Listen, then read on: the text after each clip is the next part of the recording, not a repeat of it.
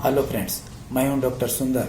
आज मैं 5 लक्षण के आधार पर एक होम्योपैथिक मेडिसिन बताने जा रहा हूं। पहला लक्षण, यदि अचानक से सर्दी लग जाए। दूसरा, तेज बुखार आने लगे।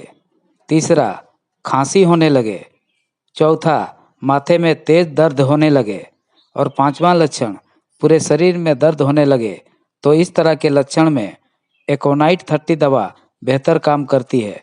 इसे 30 पोटेंसी में 2-2 बूंद दवा दिन में 3 से 4 बार लेते रहने से इन सारी समस्याओं पर राहत मिलती है। दोस्तों, यदि यह वीडियो अच्छा लगा तो इसे लाइक करें और चैनल को सब्सक्राइब करना ना भूलें।